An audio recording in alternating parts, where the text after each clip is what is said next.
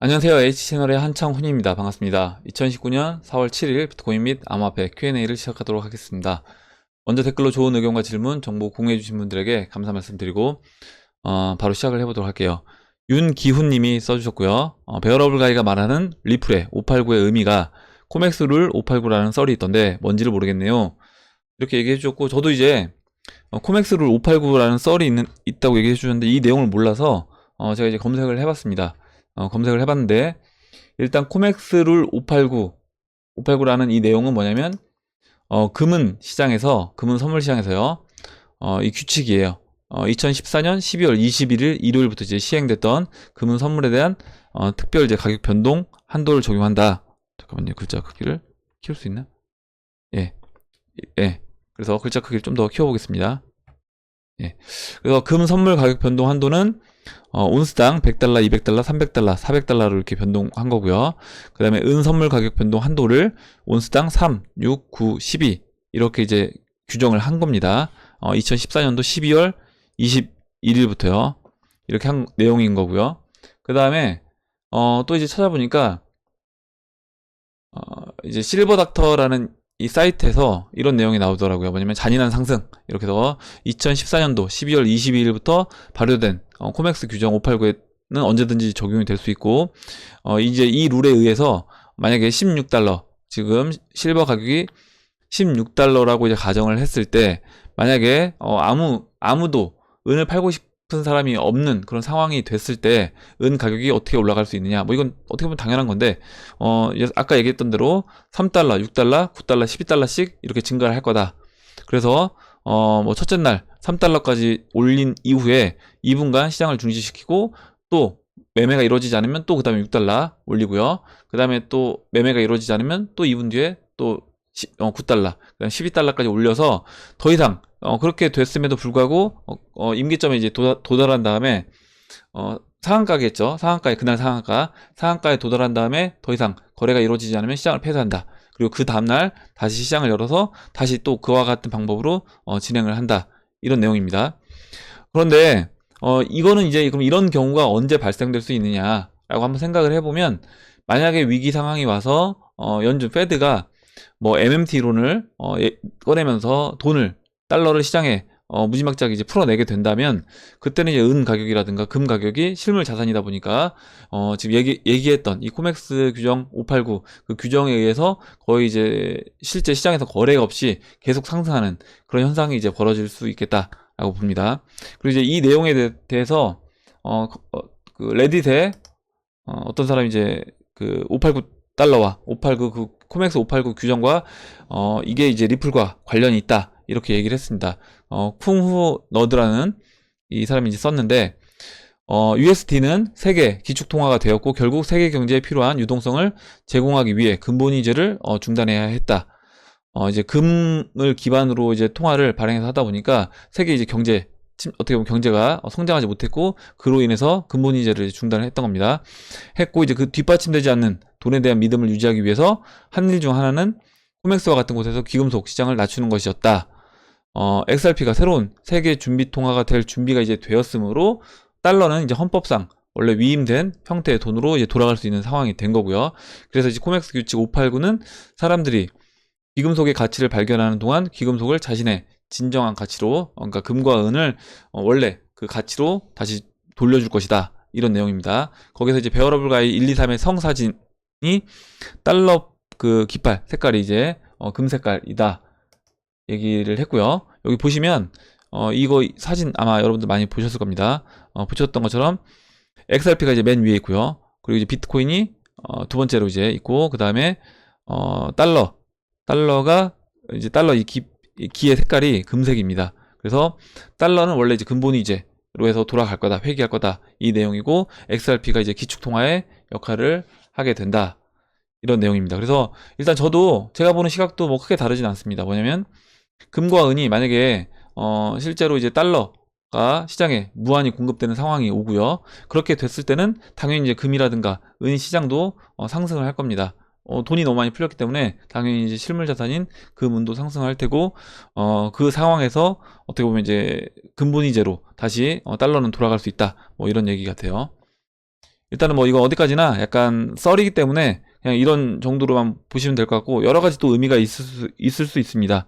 또 이 589 의미를 이제 제가 말씀드릴 뭐 금운동님이 또 의견을 써주셨는데, 또 아예 또 이제 또 다른 내용으로 또 풀어주셨어요.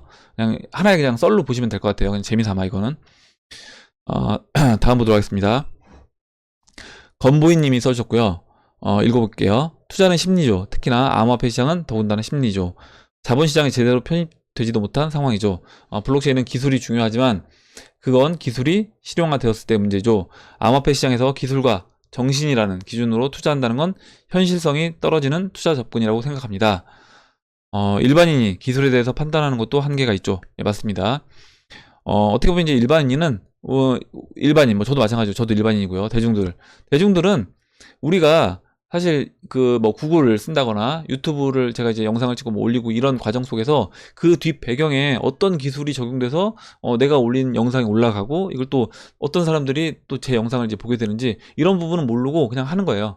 하는 거고, 검색도 마찬가지고요. 그렇다라고 하면 나중에 저는 이제 블록체인도 마찬가지다 이렇게 봅니다. 사용자 입장에서는 내가 이걸 얼마나 편리하게, 이 덱을 얼마나 편리하게 사용할 수 있는지, 그리고 이 덱이 얼마나 재미가 있는지, 그리고 이게 또 나한테 얼마만큼 보상을 줄 수 있는지, 아니면 뭐 우리가 송금을 한다라고 하면 얼마나 수수료를 적게 하고 빠르게, 그리고 내가 믿고 이걸 돈을 보낼 수 있는지, 이런 게 중요하지 그 뒷 배경에 어떤 디테일한 기술적인 부분은 사실 중요하지 않다. 그리고 아까 이제 건부이님이 얘기해 주셨던 것처럼 여기서 뭐 우리가 어떤 정신, 이게요 뭐 나카모토 사토시가 주장했던 어떤 그런 탈중화 정신에 위배되는 행위는 안 된다, 이런 것도 저는 크게 실제 대중화 됐을 때는 그 대중들이 그런 걸 다 따지겠느냐, 따지지 않을 거라는 거죠. 아까 제가 방금 전에 말씀드렸던 그런 내용들이 오히려 대중들한테는 더 중요할 거다, 이렇게 봅니다. 예, 그래서 일반인 기술에 대해서 판단하는 것도 한계가 있고, 어느 정도 필요한 부분이긴 하지만 결국 암호화폐 시장에서의 투자의 이유는 결국 이제 돈을 벌려는 목적이 아닌가요? 우리는 이제 게임을 하고 있는 것입니다. 그리고 그 게임의 법칙에서 기술과 정신보다는 심리와 동향이 중요하다고 봅니다. 정말 기술과 정신에 가치를 두고 투자를 하고 싶다면 암호화폐를 트레이딩 하지 말고 직접 개발을 하든지 사업을 해야겠죠. 만약에 진짜 그런 순수한 어떤 내가 기술이라든가, 아니면 나는 진짜 탈중앙화에 어떤 딱 어떤 정신을 두고 나카모토 사토시가 이야기했던 그런 비트코인, 그런 내가 암호화폐를 만들어서 뭔가 해보겠다라고 하면 직접 그런 사람이 개발을 해야 된다, 이런 얘기를 써주신 것 같아요. 예, 어느 정도 동일합니다. 동일하고, 실제 건부이님이 이제 말씀하셨던 것처럼 이게 대중화되고 대중들한테 쓰이는 데는 중요한 거는 이제 그거고요. 우리 또 투자자 입장에서 봤을 때는 돈을 버는 것도 당연히 이제 중요하다라고 이렇게 봅니다. 예, 이렇게 보고 넘어가도록 할게요. 다음으로요.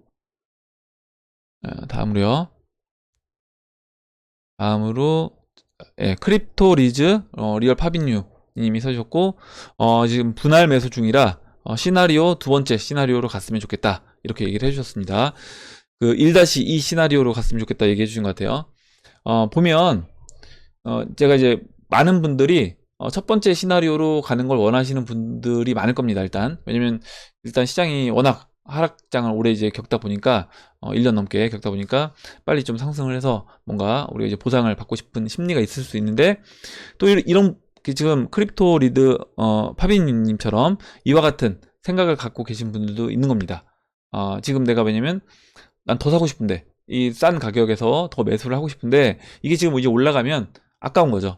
어차피 이제 이 시장에 대한 확신이 있다라고 하면 그래서 이렇게 생각하시는 분들도 있다는 거. 그래서 우리가 이제 얼핏 생각할 때는 모든 사람들이 1-1 이 시나리오를 선호할 것 같지만 그렇지 않은 분들도 계시다는 거를 이제 아셨으면 좋겠습니다. 그리고 다음으로 나이트 전님이라고 해야 되나요? 예, 써주셨는데, 지금 XRP 차트를 올려주셨어요. 예.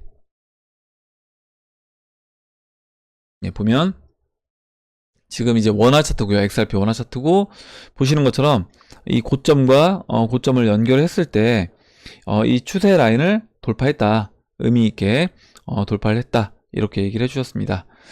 그리고 이제 지난번에 작년 이제 2018년도 9월 달에 맞고 떨어진 자리는 이렇게 저점을 연결한 라인에 저항을 맞고 떨어졌다.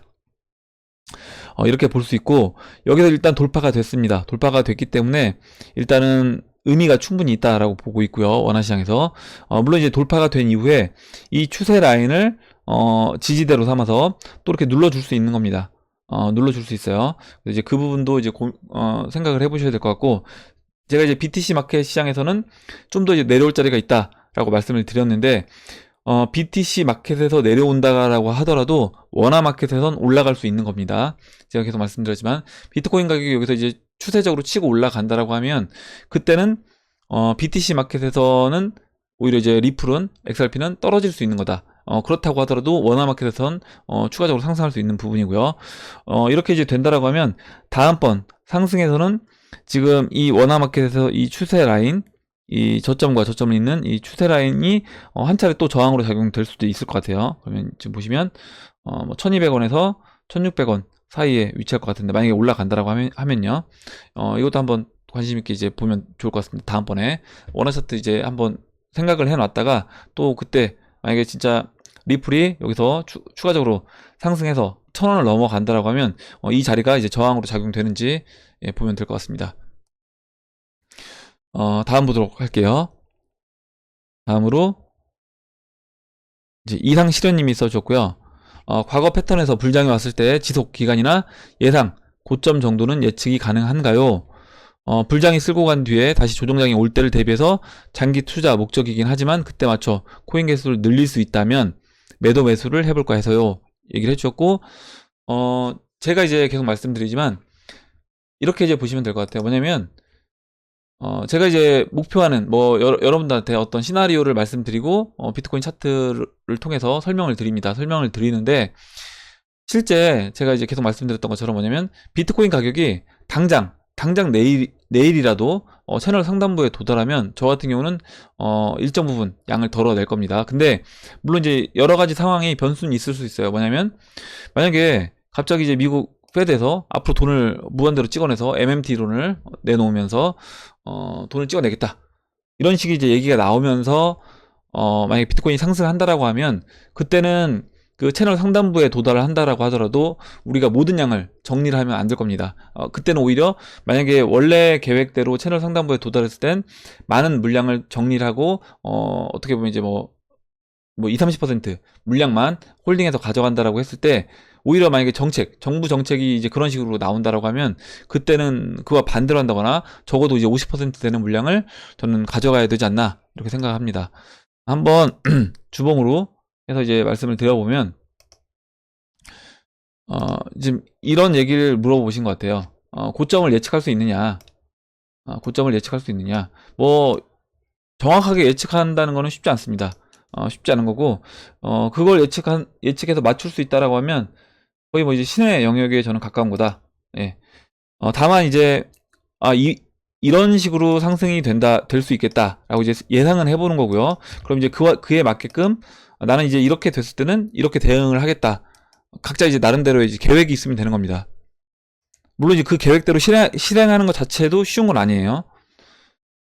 보시면 일단 채널을 이렇게 이제 그려보겠습니다. 2015년도 2015년도 저점과 2018년도 연말 저점을 이어서 채널을 그려볼게요.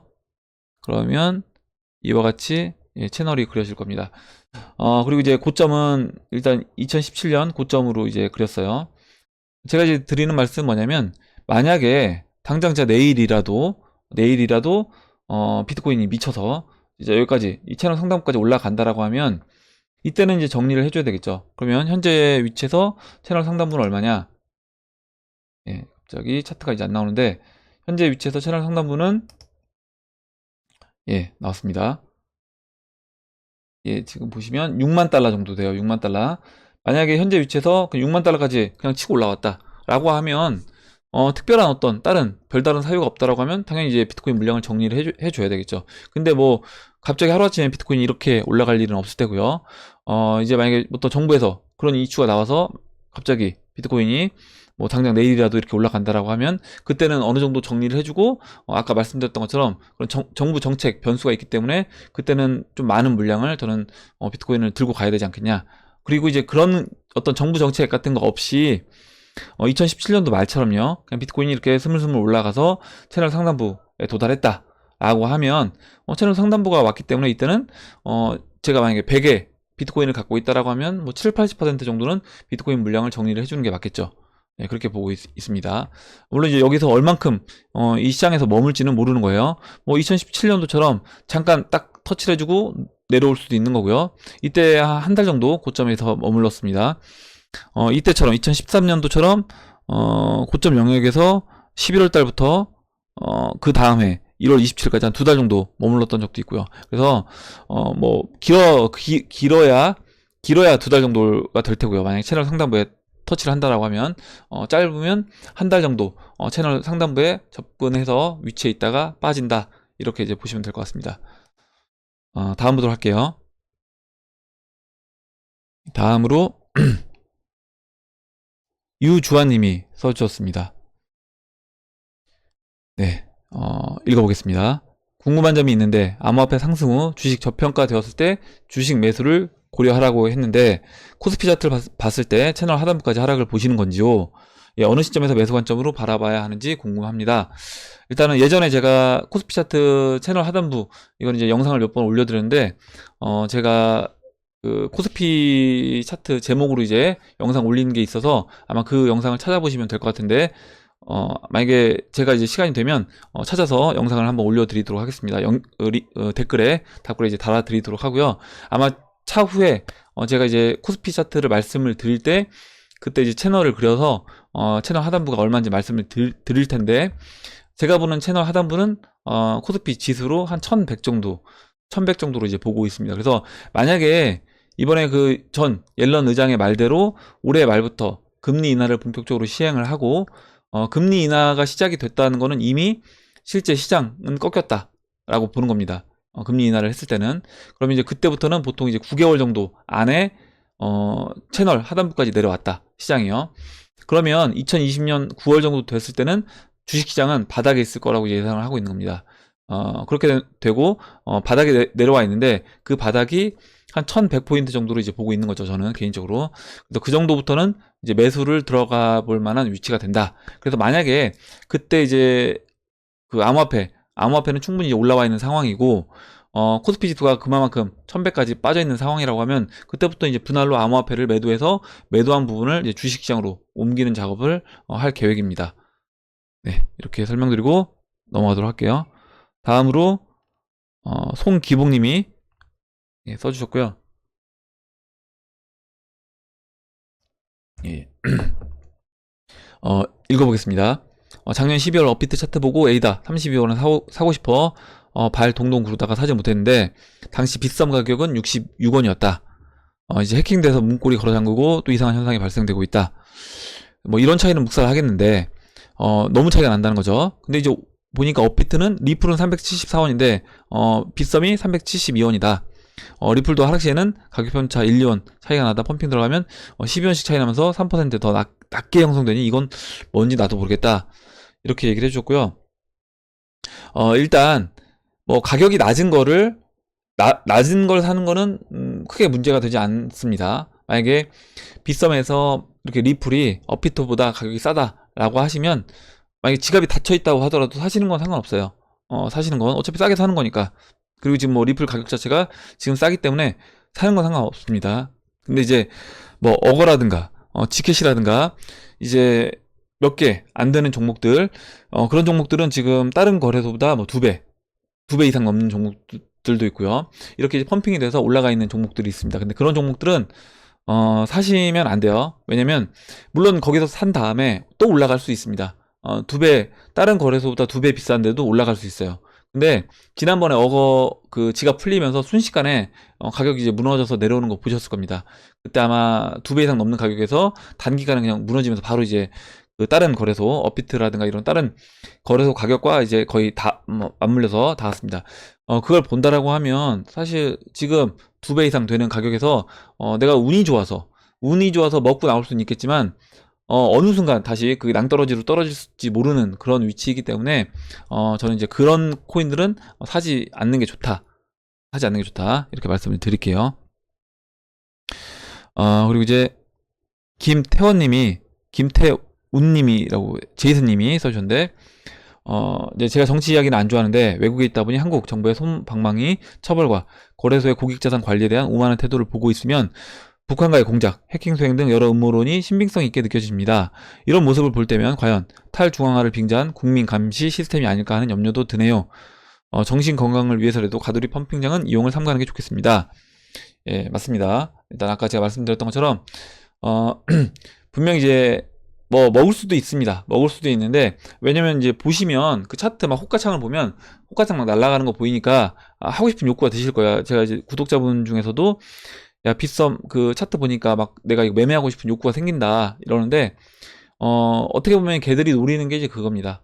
노리는 게 이제 그것이기 때문에 그거 이제 휘말려서 안 하시는 게 좋겠고요. 아까 이제 말씀드렸던 것처럼 다른 거래소보다 싼 거를 빗썸에서 매수하는 건 상관없습니다. 근데 비싼 거는 매수하지 마셔라. 비싼 거는 오히려 만약에 빗썸에 각 그 비싼 코인이 있다라고 하면 오히려 매도를 하셔야 되죠. 매도를 하시고 그 돈을 출금하셔서 뭐 다른 거래소로 옮기셔서 거기서 이제 매수하시는 게 맞습니다.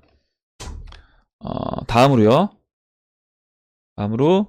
송기봉님하고 이제 다음으로 이제 코인 참수님이 써주셨습니다. 교체 매매는 소액이라도 꾸준히 연습을 해야 한다고 생각합니다.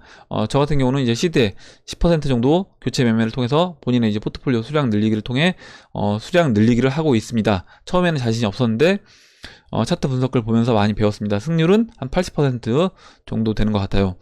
좀 더 연습해서 좀 더 이제 교체 매매 비중을 늘릴 예정입니다. 이렇게 얘기를 해주셨고, 일단은 이게 만약에 이건 이제 내 투자 성향과 한번 성향을 생각해 보셔야 되는 거예요. 지난번처럼 내가 교체 매매를 했는데 교체 매매가 잘못될 수도 있잖아요. 내가 이제 예를 들어서 판 거는 더 올라가고 있고 매도하고 이제 산 거는 오히려 빠질 수 있습니다. 근데 이게 너무 스트레스로 작용이 되면 그런 분들은 이제 안 하시고 그냥 홀딩해서 끌고 가시는 게 좋은 거고요. 지금 코인 참수님 말씀처럼 처음에 소량으로 포트폴리오가 이제 100이라고 하면 그 100에서 한 90은 남겨두시고 10 정도 가지고 이렇게 해보시는 겁니다. 해보시고 하는데 어느 정도 어떻게 돌아가는지 아시겠다라는 생각이 들면 그때부터 하시면 되고, 일단 교체 매매의 포인트는 그겁니다. 뭐냐면 비싼 거는 파는 거고요. 싼 걸 사는 겁니다. 아직 안 올라가서 쌓여있는 거, 오늘 제가 아까 차트 설명드릴 때 뭐 지켓이라든가 아니면 뭐 퀀텀이라든가 아직 많이 안 올라갔잖아요. 이런 건 사는 거고, A다가 뭐 여기서 추가적으로 더 상승해서 비싸지면 그런 게 내 포트폴리오에 있다. 그러면 이제 덜어내는 거죠. 라이트코인도 아직 좀 더 이제 올라갈 자리가 있지만 여기서 라이트코인 뭐 추가적으로 더 상승해서 올라간다라고 하면 이제 비싸졌으니까 비싼 거는 일정 부분 덜어내고 싼 걸 사는 게 교체 매매 이제 전략이다. 이렇게 이제 보시면 될 것 같아요. 다음으로요. CJ님이 일단 CJ님이 그 써주셨는데, 이거를 이제 제가 일단 먼저 이제 말씀을 드릴 게 뭐냐면, 먼저 읽어보겠습니다. CJ님, 코인 시장, 특히 리플에 대한 신실한 신앙심과 무관하게 고민이 하나 있는데요. 진지하게 써주셨어요. 바닥에 진입해 전생에 나라 구한 분들이라는 투자자들, 저보다 이제 시드가 큰 분들, 트레이딩 감각이 뛰어나 타이밍 잘 타시는 분들의 글을 보면 왜 무엇 때문에 기분이가 나쁘고 시기, 질투심이 스멀스멀 피어오르는 건지요. 전생에 나라를 팔아먹어서 그런 건가요? 아니면 제가 아직 어려서 그런 건가요? 나이 먹으면 좀 나아지나요? 이렇게 얘기해 주셨는데, 이제 CJ님이 그 20대 독일계 이제 여대생이라고 제가 말씀드렸잖아요. 그래서 저도 20대 때는 그렇게 시기 질투가 많았는데요. 30대 되시면 나아질 테니 너무 걱정하지 마세요. 이렇게 제가 농담으로 썼습니다. 농담으로 썼는데 다른 분들이 이거를 이제 너무 진지하게 받아들이신 거예요.